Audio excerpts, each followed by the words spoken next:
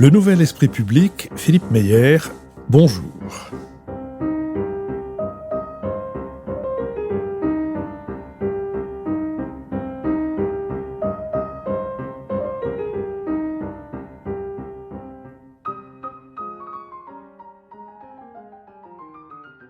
Bonjour, merci de nous avoir rejoints pour ce nouvel épisode de notre série Si c'est pour la culture, on a déjà donné, le BADA qui nous permet aujourd'hui de recevoir Hervé Pierre, comédien, sociétaire de la Comédie Française, pour encore 48 heures après cet enregistrement. Hervé Pierre, bonjour.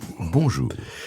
Hervé Pierre, vous êtes, je viens de le dire, comédien et sociétaire de la Comédie Française.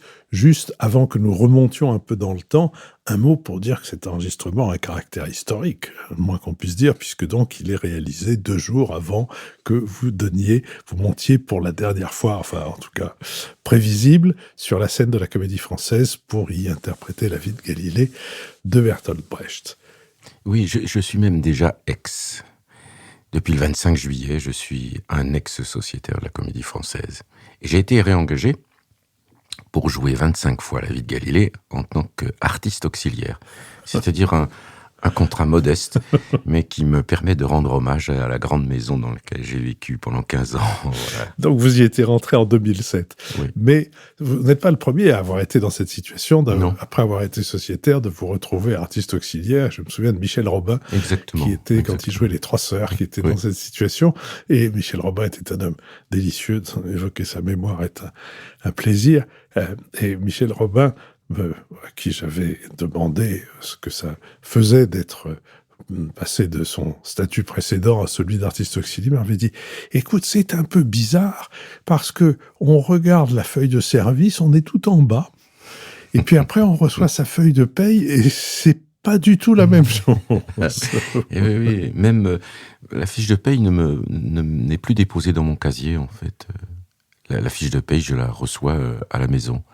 C'est-à-dire que je suis déjà expulsé, en fait, des règles qui régissent la maison. Donc, c'est très étrange, effectivement, oui. Alors, nos auditeurs ont compris que vous dites tout ça sans la moindre amertume, et même avec gourmandise, mais c'est quand même une façon d'évoquer ce qu'on oublie quelquefois, c'est-à-dire que la Comédie Française, c'est une institution qui a plus de 300 ans, et qui a des règles qui sont très présentes dans la vie quotidienne de la Comédie Française, des hiérarchies qui sont très présentes dans la vie quotidienne de ce théâtre, qui par ailleurs est capable de faire des choses de plein pied avec son époque. Exactement. Alors, vous êtes comédien, et pratiquement vous êtes né comédien, si je suis convenablement documenté, mais commençons par évoquer la région d'où vous êtes originaire.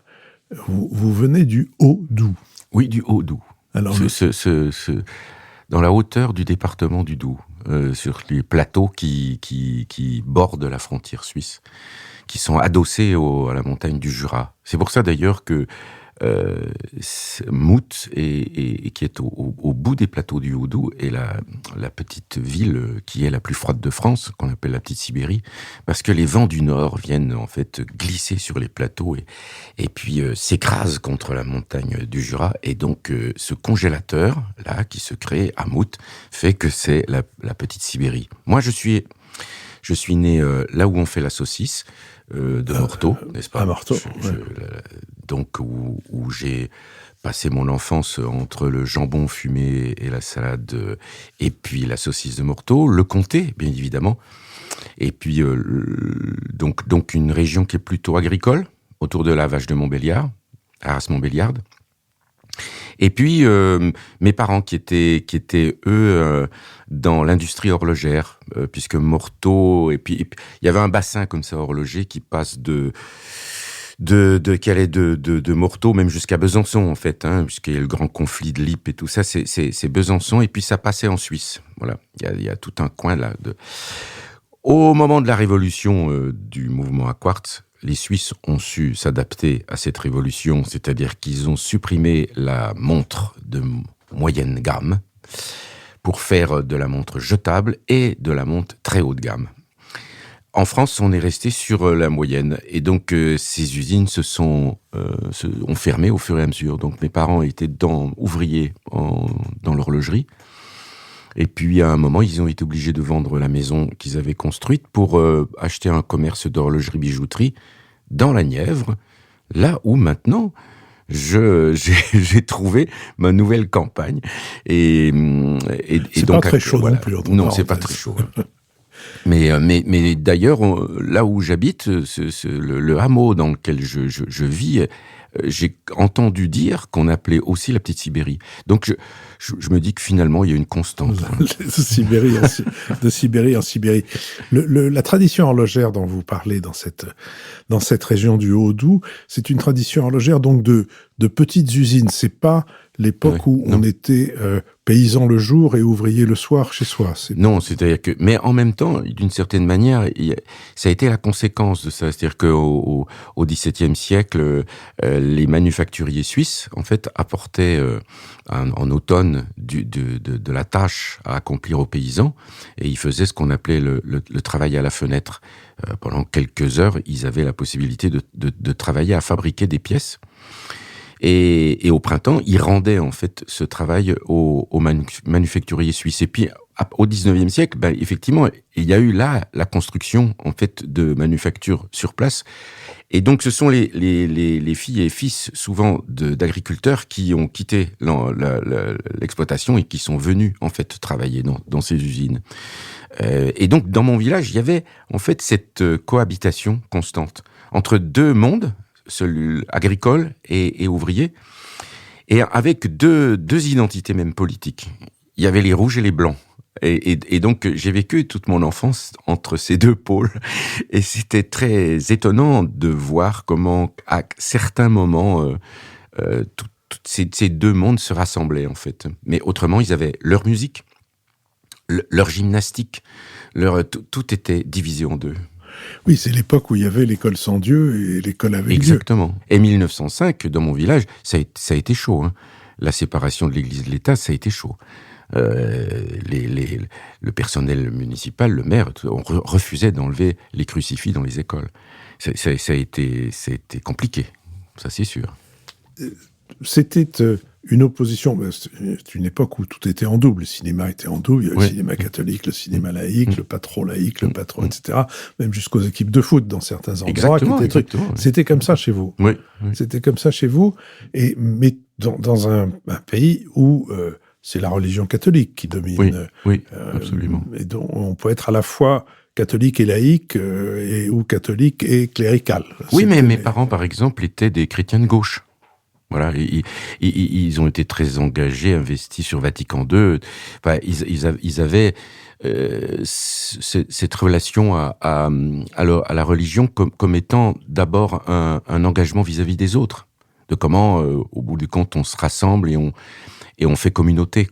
Et par-delà, justement, des principes idéologiques, au bout du compte.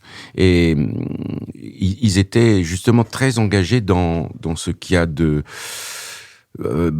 meilleur dans la religion catholique. C'est-à-dire tout ce qui est, justement, de l'ordre de ce qui est en relation encore avec l'enseignement de Jésus et pas avec les dogmes de l'Église.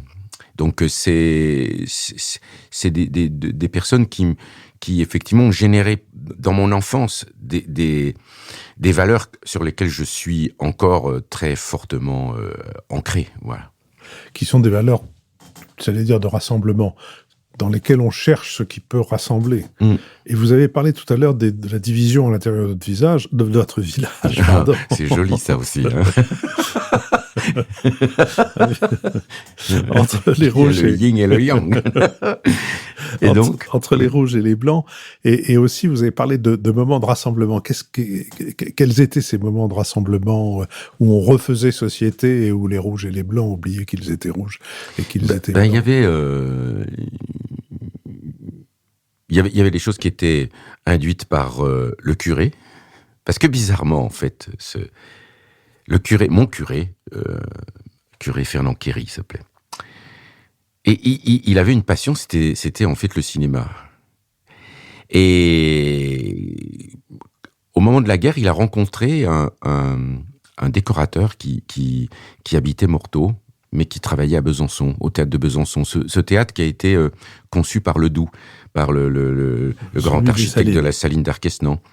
Et en fait, ce curé avait l'ambition de créer une salle paroissiale plus importante que celle qui existait déjà. Et donc, il a demandé à ce décorateur de lui faire des plans.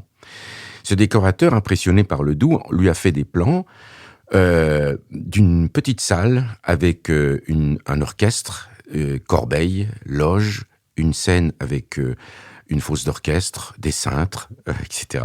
Et donc, dans ce village, tout à coup, les gens du village sont venus construire eux-mêmes cet endroit avec des moellons. Hein. C'est pas une salle qui est très belle. C'est une salle qui a une identité tout à fait particulière, qui était sous l'égide de Sainte Thérèse, mais où monsieur le curé, en fait, par sa passion du cinéma, avait installé dans la salle ce qu'il y avait de plus pointu au niveau technique. Si bien que c'était là où il y avait les premiers films en cinémascope dans la région. Et il faisait des programmations qui étaient surprenantes. Moi, j'y ai vu Woodstock. J'ai vu Woodstock, sous le patronage de monsieur le curé. Sous le patronage de monsieur le curé. Et c'était étonnant, justement, cette dualité qu'il pouvait y avoir en lui entre le fait de tenir son sacerdoce et puis en même temps de produire dans la culture quelque chose de tout à fait singulier. Et puis dans cette salle s'installaient évidemment les associations de la paroisse. Et donc, la compagnie de théâtre amateur, où mes parents ont été des engagés dans la production de spectacles 2 fois par an, une fois au printemps, une fois à l'automne. Mon père mettait en scène, ma mère jouait aussi, et en fait, c'était des pièces qui étaient du répertoire de divertissement, mais je passais en fait des moments délicieux sous la table de la cuisine quand j'étais enfant et où tous les meubles étaient poussés et où les gens arrivaient. Il y avait justement des paysans, des ouvriers qui arrivaient et puis ils endossaient des personnages, quoi. Je trouvais ça absolument étonnant, magnifique de voir les gens que je connaissais, tout ça, devenir d'autres gens, quoi. Et puis, il y avait justement une très grande joie, en fait, dans cette production de spectacle. Et pour moi, ça a quelque chose qui a terriblement compté dans ce que j'ai identifié plus tard comme étant l'art de la joie, l'art que je pratique. Et là, dans ces moments-là, parce que mon père m'a mis en scène L'Ange qu'on m'a donné quand j'avais 9 ans, et donc je me suis retrouvé à 8 ou 9 ans sur le plateau de ce petit théâtre. Et là, j'ai vu les visages des spectateurs. J'ai vu la joie, en fait, qu'il y avait sur ces visages. Et je me suis dit que, par rapport à l'église, où j'étais très engagé en tant qu'enfant de chœur, je me suis dit qu'en fait, c'était là que les choses se passaient. C'était à cet endroit-là que les choses se disaient, que le questionnement, en fait, était beau, était enthousiaste. Il n'y avait pas la recherche d'un quelconque pardon. Il y avait juste la nécessité de comprendre un tout petit peu ce qu'on fait ensemble. Et donc, je trouvais ça... voilà, j'ai vécu ces moments-là comme étant des moments fondateurs. Je m'en suis rendu compte plus tard, mais ça a été fondateur. Oui, à partir de là, je savais que j'avais trouvé mon écosystème. Et donc, comment est-ce que ça s'est prolongé ? Naturellement, comme tous les... voilà, je pense que je ne suis pas le seul dans ce cas-là. Quand on arrive au collège, il y a un club théâtre. Non, là, je suis toujours dans le Haut-Doubs. Et donc, de l'école primaire de mon village, je passe au collège à Morteau. Là, il y a un club théâtre. Là, évidemment, il y a une prof de français, parce que les profs sont quand même les êtres nécessaires à la transmission de ce qu'il y a de plus beau dans l'histoire de l'humanité, c'est-à-dire la poésie. Et donc cette personne, elle a ouvert le canal du plaisir, quoi. Voilà, c'est-à-dire de pouvoir transmettre, parler, gesticuler sur un plateau, faire rire les copains. À ce moment-là, j'étais encore profondément dans l'histrionisme. Il n'y avait qu'au théâtre ce soir, d'une certaine manière. Hein. C'était Maria Pacôme, Michel Roux et tous les autres. Et puis, je suis arrivé Ensuite, après le collège au lycée, là, j'ai rencontré en fait un prof d'histoire-géographie, Monsieur Pierre-Louis, qui était un fondu de théâtre. Il y avait même à côté, dans le même lycée, un homme extraordinaire qui s'appelait Pierre Blondeau, qui a organisé un festival de cinéma. J'y ai vu là des films incroyables, et où de grands réalisateurs sont venus. Bertrand Tavernier était un habitué de ce festival et tout ça. C'était magnifique, hein, c'était extraordinaire. Et Monsieur Pierre-Louis s'occupait d'un festival de théâtre au Château de Joux, qui est un grand château, une partie médiévale très sombre, et puis des fortifications de Vauban très sombres. Tout est très sombre dans cette région très sombre, au milieu des sapins très sombres. Et là, il y avait un festival d'été. Et là, pour la première fois, j'ai joué des textes sérieux. J'ai commencé par La Cruche cassée de Kleist, ensuite L'île des esclaves de Marivaux.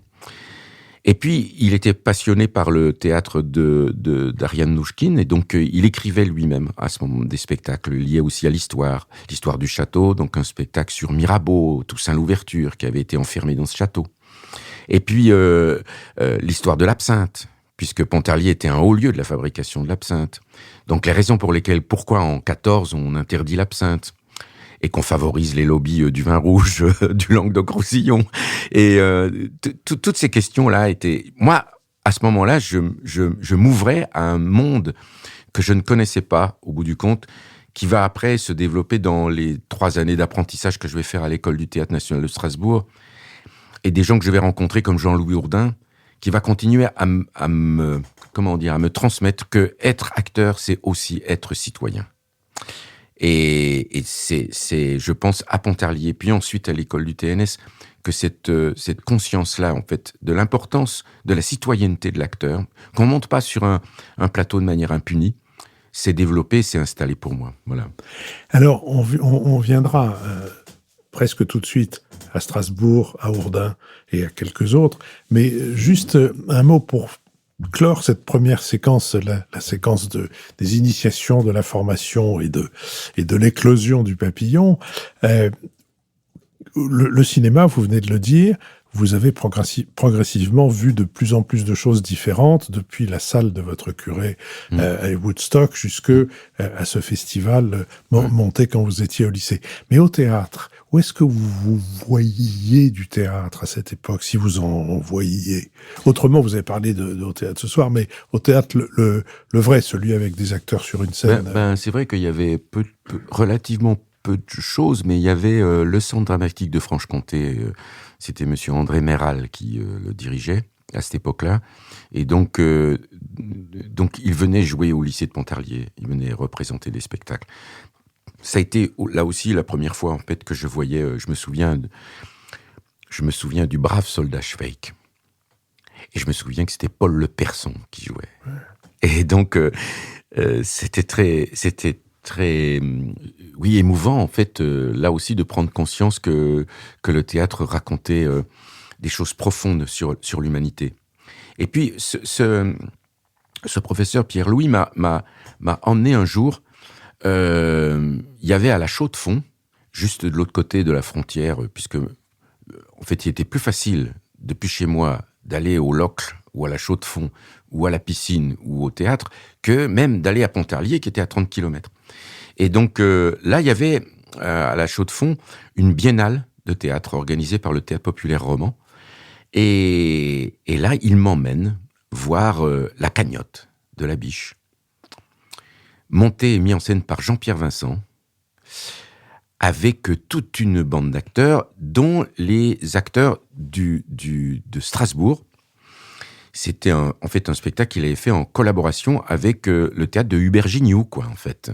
Et donc, je suis face à un spectacle où tout à coup, je vois dans la mise en scène quelque chose qui me dépasse complètement. J'avais jamais eu l'idée qu'on pouvait, en fait, produire une relation spectaculaire aussi grande. C'est-à-dire où la pensée tout à coup s'incarnait. Il y avait par exemple à un moment, c'était la chute de la bourse, et il y avait des grandes colonnes. Toutes ces colonnes étaient faites avec des grosses pièces de monnaie, en fait. Et donc, quand elles s'écroulaient, ces grosses pièces roulaient et tombaient dans la fosse d'orchestre. J'étais sidéré, quoi, en fait. Ce qu'il y a de beau, c'est que Claude Petitpierre, dont c'était la dernière production, en fait, en tant qu'acteur, après ce spectacle, il a arrêté, et il est devenu chargé de la pédagogie à l'école du TNS. C'est donc lui que je vais retrouver quelques années plus tard. Mais dans l'équipe, il y a Jean-Louis Hourdin, Jean-Paul Wenzel, Olivier Perrier, tous ceux que je vais retrouver après, avec lesquels je vais travailler. Donc, il y avait comme ça une rencontre très, très étonnante, très folle, très belle, humainement. Et parallèlement, il y avait un type extraordinaire, il vit toujours, faut pas que je l'enterre trop vite quand même, Jacques Wingler, qui était chargé de jeunesse et sport à Besançon, et qui avait organisé un voyage à Paris, à la cartoucherie de Vincennes. Et là, j'ai assisté à un événement qui a là aussi changé fondamentalement ma relation au théâtre. C'est 89-93 d'Ariane Mouchkine. Et le Théâtre du Soleil. Là, assis dans la pelouse de la cartoucherie, j'ai vécu un moment qui a été sidérant, quoi. Et donc, tout ça, en fait que j'ai eu accès, finalement, autour de 17-18 ans, au théâtre dans lequel je vais m'investir plus tard, mais comme un tsunami. En 2 ans, c'était un tsunami. Tout ce que je croyais être le théâtre n'était plus du tout la chose qui allait s'imposer à moi. Voilà. C'est de tout ça dont nous allons parler, Hervé Pierre, mais pour le moment, je vous propose que nous fermions ce premier chapitre sur les origines de votre travail d'acteur.